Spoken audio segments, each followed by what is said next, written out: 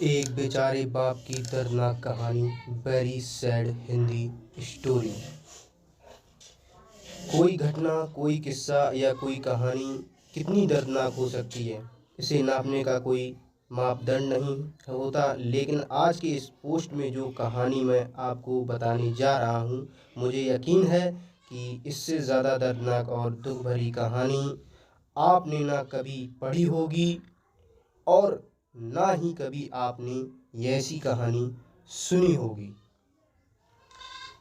मैं खुद ये दावा नहीं करता, लेकिन जिन से मैंने इस कहानी को जाना है, वो लोग यह दावा करते हैं कि यह कहानी एकदम सच्ची है। चलो सीधे कहानी बताता हूँ। 2014 का वर्ष था। इराक में दहशतगर्दों ने हाहाकार मचा रखा था। हर दिन लड़ाइयाँ, खून खराबा, बम ब्लास्ट, यह तो आम ही बात हो गई थी। ऐसे ही एक गांव पर इन दहशतगर्दों ने कब्जा जमा रखा था और वहां पर वे हर दिन कत्लेआम मचाते थे।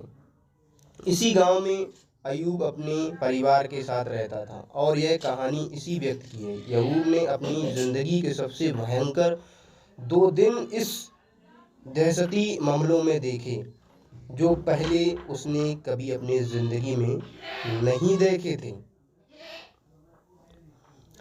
दहशतगर्दों द्वारा अयूब के इलाके में बम फेंका गया। वह था उसकी ज़िंदगी का पहला सबसे ख़तरनाक दिन। और दूसरा दिन था इसी बम हमले की वजह से उसकी बीवी का इंतकाल होना। दहशतगर्दों ने गांव पर कब्जा जमा रखा था, इसलिए ना चाहते हुए भी अपने 2 जुड़वा बेटे के साथ 2 सालों तक अय्यूब इसी गांव में रहना पड़ा। लेकिन अब दहशतगर्दों और इराकी आर्मी वालों के बीच हर दिन की लड़ाइयों की वजह से वहां रहना और भी ज़्यादा खतरनाक हो रहा था।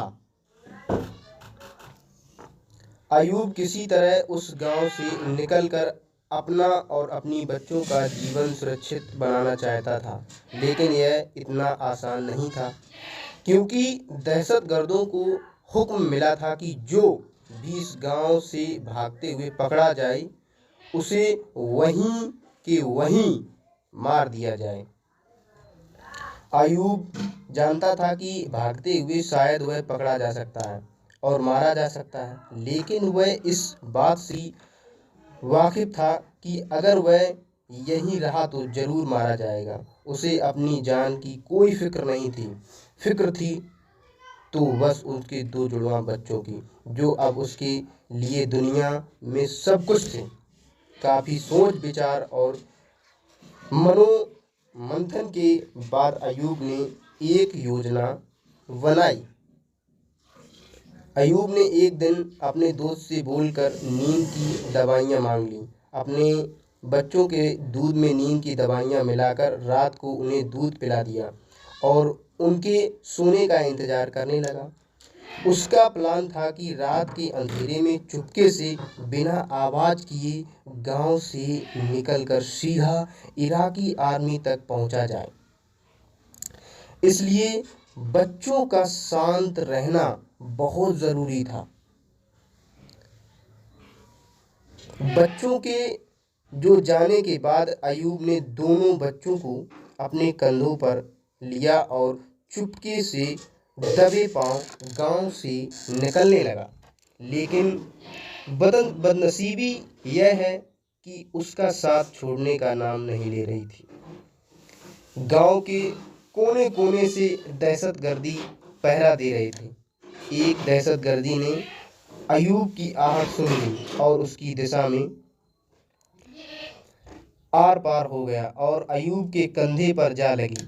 बच्चे की वहीं पर मौत हो गई। लेकिन मंजूर याकूब अपना दुख मानने के लिए रुक ही नहीं सकता था। वह किसी तरह बच्चे